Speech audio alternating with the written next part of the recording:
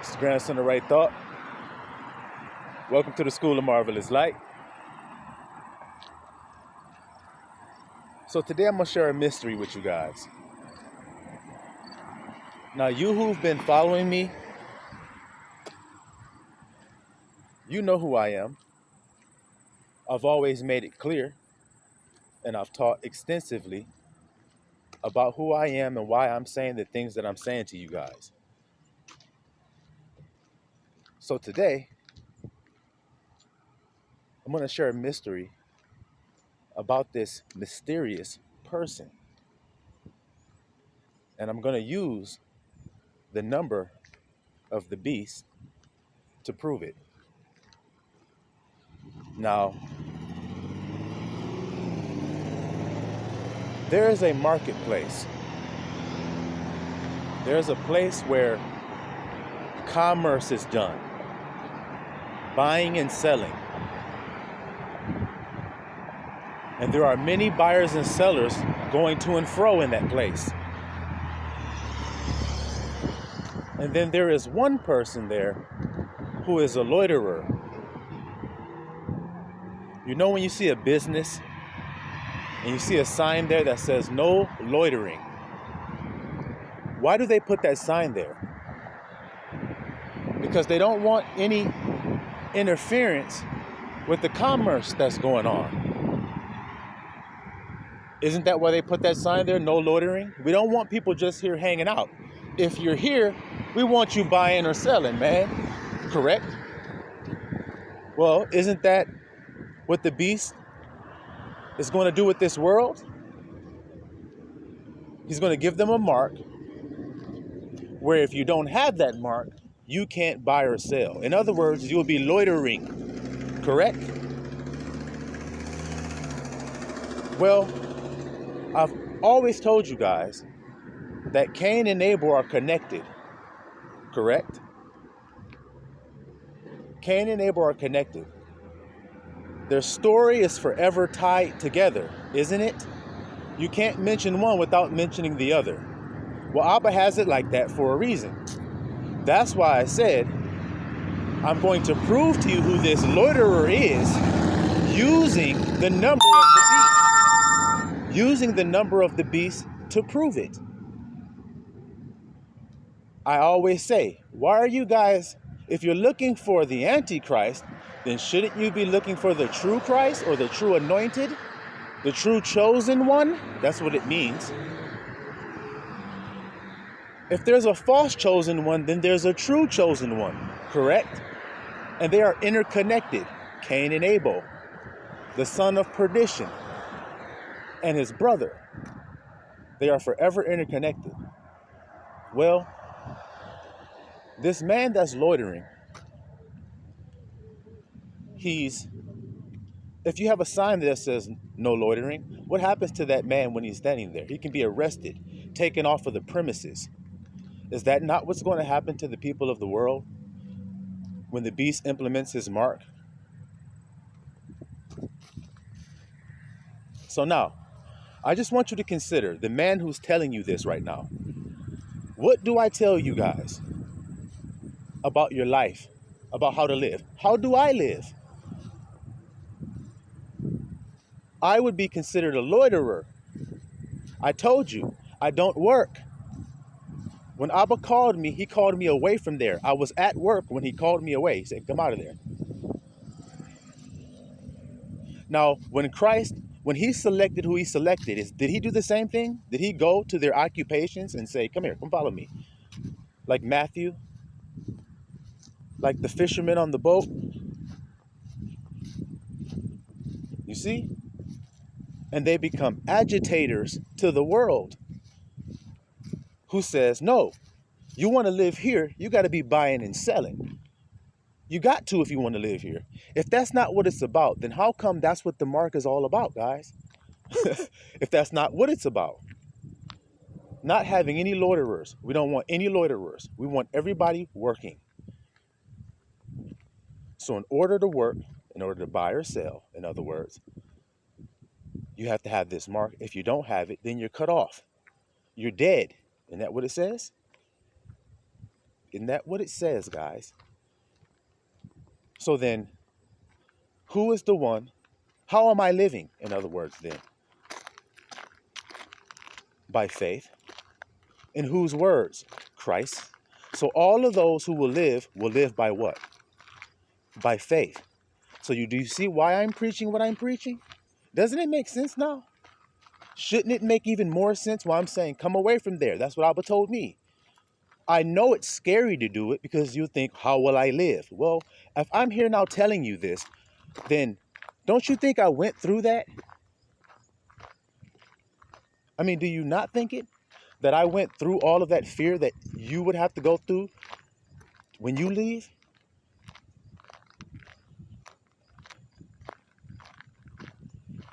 You can do the math. 2016, I left. How many years is that? That would be 7 years. Do you see? 7 years of living on faith. 7 years of trial. 7 years of testing. 7 years. So then if you haven't started 1 year, when you start, then how could I tell you you couldn't do it? How could I lie and say, oh man, if you leave, man, you won't be able to do this, you won't be able to do this. I'm a living testimony that yes, you will. It may not go the way you think it would. It may not go the way you think it should go. But when you learn to give up the how and the when something happens, then you learn to be free. You learn to rest. Did you hear what I said? When you learn to give up the how and the when something happens, now you're free. Now you're free to just be. The Father's name is I am. That's someone who is being. When you start adding words after his name, that's what you're saying he's being, or you're being. But his name is being. Stand still. Is that not being? Peace. Be still. Is that not the same thing? That's the perfect state of harmony where he wants you, your thoughts and your feelings. Well, that's hard to do when you live in Egypt. Your thoughts and your feelings start to panic out of fear. Well, that proves that God ain't with you, because it says that he did not give us the spirit of fear. So then if you have fear, then you don't have the spirit of God dwelling with you, do you? See? So what's keeping you in that job? Fear. So then who's ruling over you? The same one that's talking about making a mark so that you can keep on doing that. If you got to have his mark to do it, who's ruling over it? Just be smart today, y'all. You got to use his mark. Then what that mean? Hold on. No. Because of Cain murdering Abel, Abel's identity has been removed from him. His face, in other words, has been removed from him. And in order for him to receive his inheritance, his face must be returned to him, his identity, because he has suffered an identity theft. And if you look throughout the Bible, you will see that is what's happened to Abba's chosen, his Christ.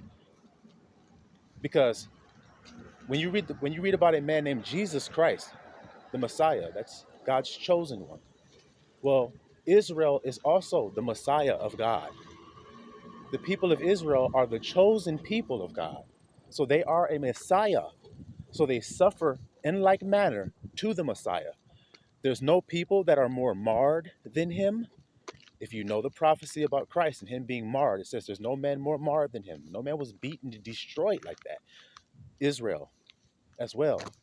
Well, that's Abel as well, the grandson of God, whose identity is hidden. Just like the Israelites, let us cut them off that the name of Israel be no more in remembrance.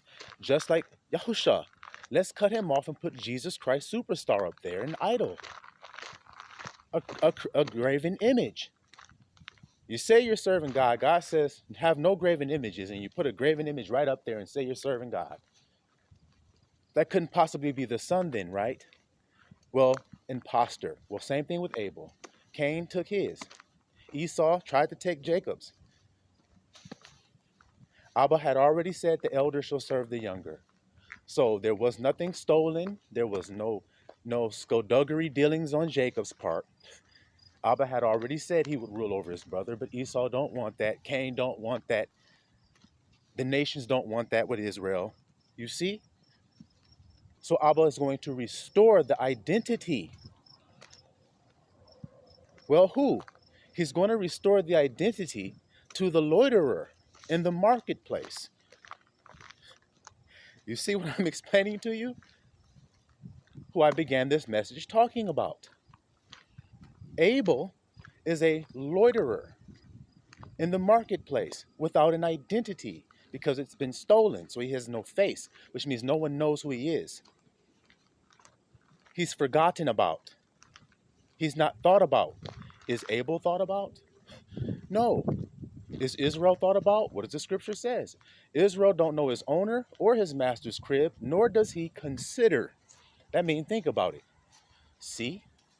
He doesn't know because he's being told lies. So he doesn't know the truth, nor does he consider the truth. He just thought, oh, okay, this is what they said I am, that's what I am. Same thing with Abel. Same with the false Christ. Everybody said, oh, that's Christ? Okay, that's what they say he is, so that must be who he is. See? Cain and Abel. This eternal struggle between these two. One eating another up. Well, if there's a loiterer and then there's a marketplace, what does that tell you? Don't you ever heard of the stock market? You ever heard of a warning called a stock market crash? Someone controls the market. Now, the one who controls the market is the one who's going to determine who can play in it and who can't. Correct? Now, if your enemy, if you're Cain and you rule that market, because you know Abel don't rule it, you know Abel's not the one. He's not the man of sin who's ruling the market. You know that. So you know Cain is the one who's doing it. Well, if he is, then how do you think he feels about Abel? He wants to kill him, and he does. So he doesn't want people living who aren't putting into that system, buying and selling. Is that not what's coming on the world? See how it all connects and goes together without a chink? Without a missing link? Nothing wrong with it. It fit perfectly in place, don't it? And that's what I'm saying to you.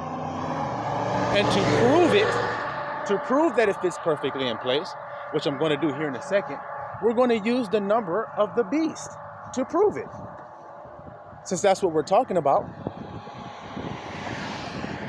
Stealing the identity. Isn't that what an antichrist is?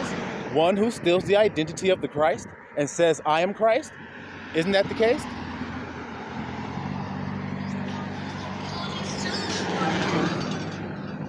Isn't that the case? All right then. So somebody who's sitting in the place of another, that means somebody's stealing somebody's identity. Isn't that what it means, guys? Isn't that what it means? Now, look at what I preach to you guys. All things in common. That's what I preach to you guys. Which means, if I were sitting in the place of ruling the market, then how would I rule it? With fairness, equity, and all things in common. Do you hear that? Do I sound like the man of sin? Now, do I sound like the loiterer who the man of sin would hate? To say all things in common? Oh, hell no. Kill that guy and let me rule it and put me up there. Shit, this guy's trying to destroy the system and build a new system up in its place of fairness and equity. Well, what's written about the branch? What's written about the grandson of God? That's what he does. See why his identity is being stolen from him? See? So now, if his identity is being stolen from him, then will the world accept him for who he is? Or just like Jesus Christ, they accept it. Just like fake Israel, they accept it. Just like the fake Jews, they accept. Just like the fake everything, they accept. And they throw the truth out, don't they? So now that y'all have heard my voice, then there's no cloak for your sin when you choose the Antichrist, and you choose his number, and you choose his name, and you choose his system of unfairness. He's a man of lawlessness, no law. So then what am I saying? I'm saying love God with all your heart, your soul, your might, and everything that you have, and love your neighbor as yourself. All of the commandments hang on these two laws. And this is how we fulfill it, by loving. For love fulfills the law. For love worketh no ill to his neighbor. So love is the fulfilling of the law. Does that sound like a man that says, no law shall be the law? Or do what thou wilt shall be the law? The lawless one. You see? So now, when I get here, I'm going to grab another device so I can show you the proof instead of just telling it to you. I think it's always better when you can see it. So I'll show you the proof of what I mean, and then when you go back and hear this message again, you'll see that everything lined up to these few little numbers. So y'all give me a second. All right. So I'm sure you're all familiar with the number of the beast. 660 and 6. So what we're going to do is we're going to go through the Strong's Concordance using those numbers and see what message we get. Let's start with 600. Now, let me see if I can show you all this. I don't know if you're going to be able to see it. Let me get in the shade real quick.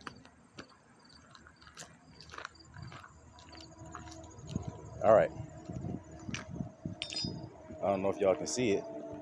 600, the word apokathistomai.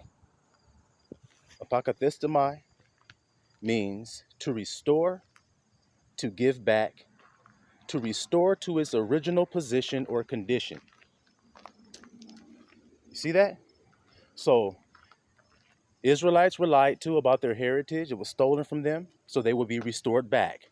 Yahushua was lied on. There was a fake image put up there. His true image will be put back. His true face will be put back.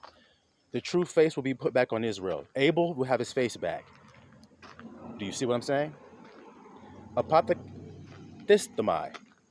And if you want to do this and be wise, follow along on your own. I'm not able to flip my camera right now and do this. It might stop the video, so I don't want to risk doing it.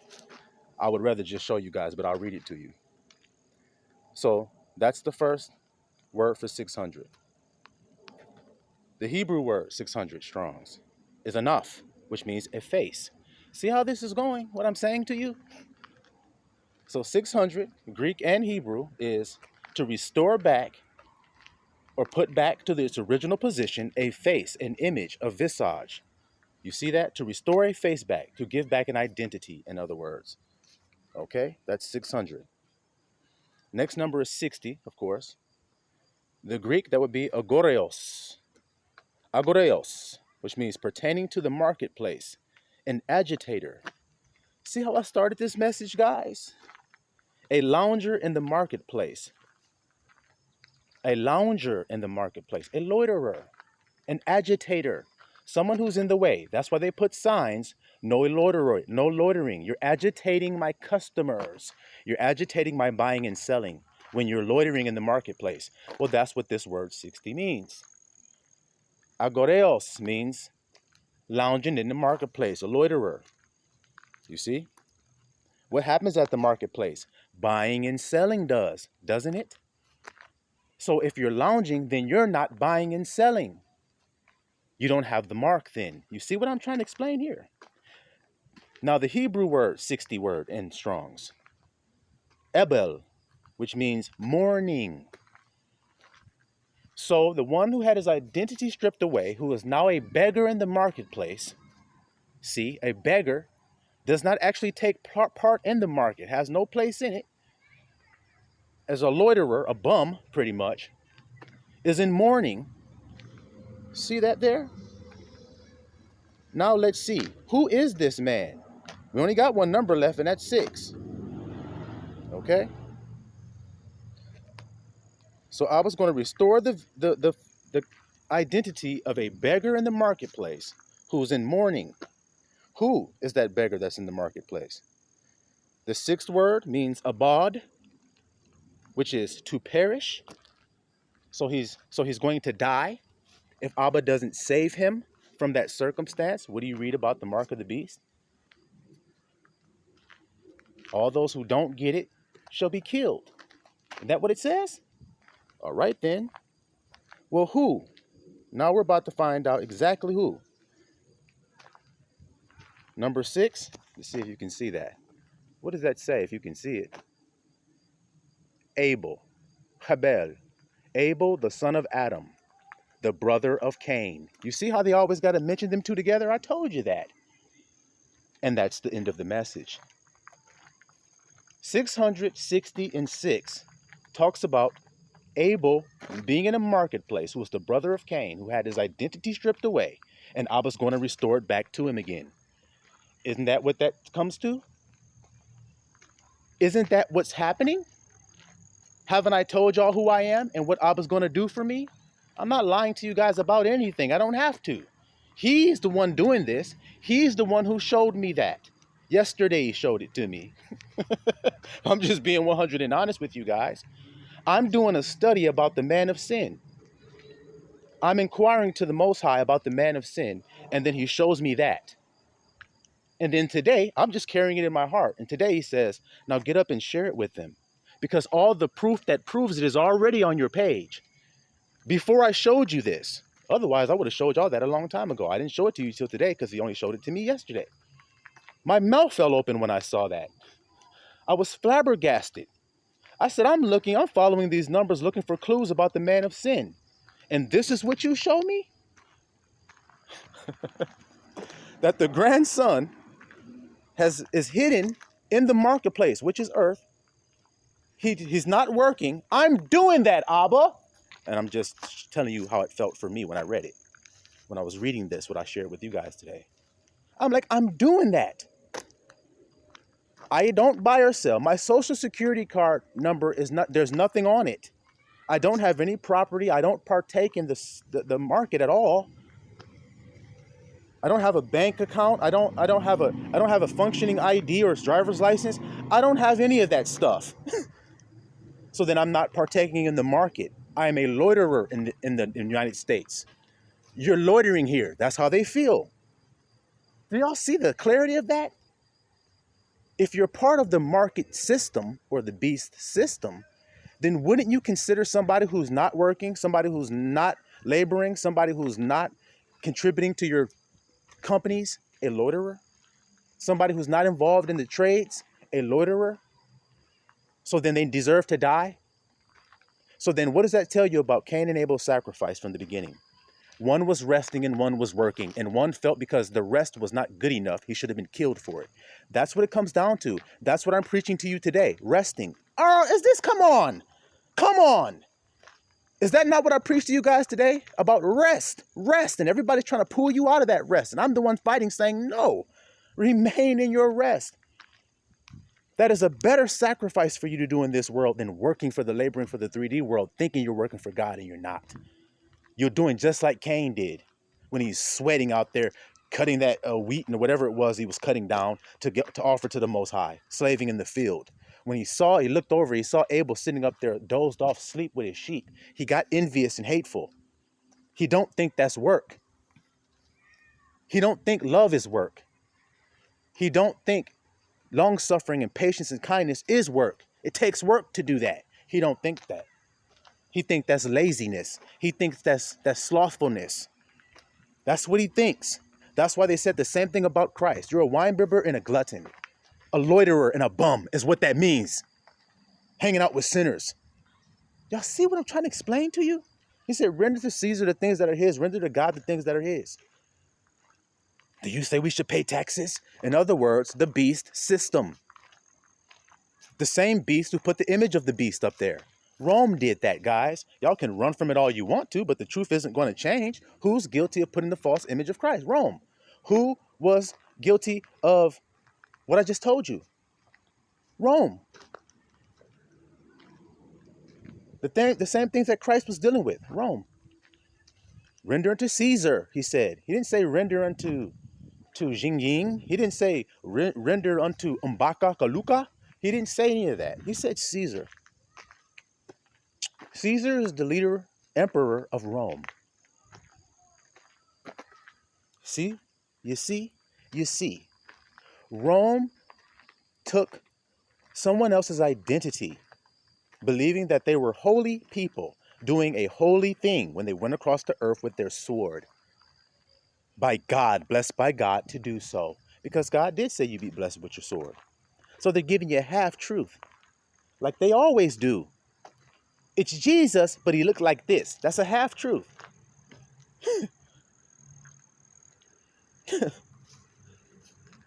Well, he wasn't white, but he wasn't black.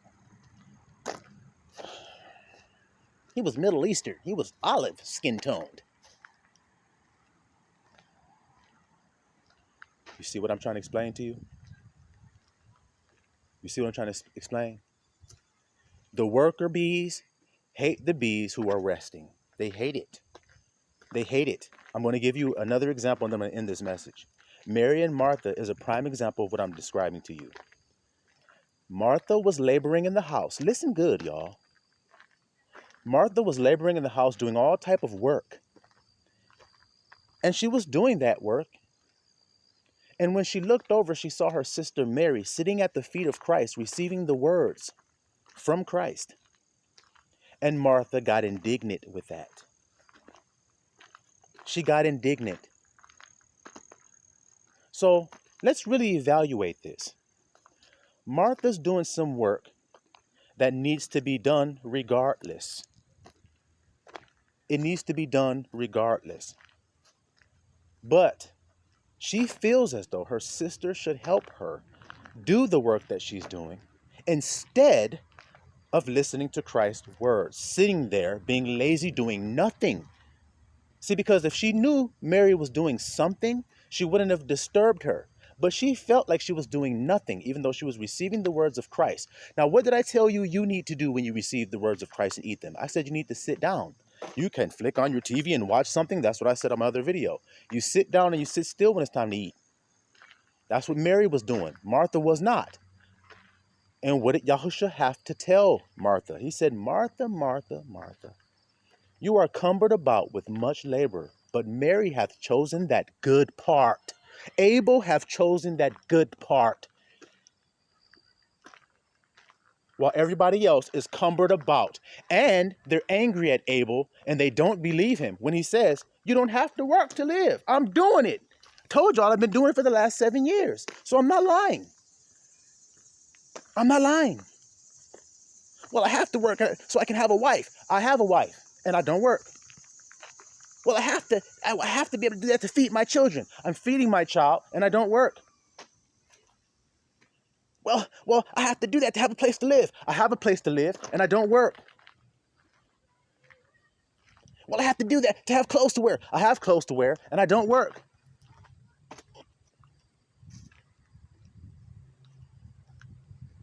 Yeah, but you're just a bum at the marketplace, man. I want to be one of those guys with the hair slicked back, man, driving the fast car with the top down, man, with my sunglasses on, looking cool in the marketplace. Driving by real fast with my music blasting. Okay, but Abba's not going to restore his identity to him. He's going to restore the bum's identity, he said. The man mourning down there about to die, he's going to restore him to his true identity. Yeah, he looked like a bum, but he ain't one. Why? Because Christ thought it not robbery to take on the form of a servant. So his blood is definitely better than the blood of Abel, the Bible says. So then even Abel shall submit to that truth and say, well, I'll be like you. I'll take on the same form because I don't think it's robbery, because Abba said he's going to pay me back. He's going to restore me according to what I just showed you guys and according to the truth that you all know is true. So if you can eat this message and receive it, then you've greatly benefited, and now you can definitely bear witness to the truth. If you couldn't and rejected it, then check your own heart and see why.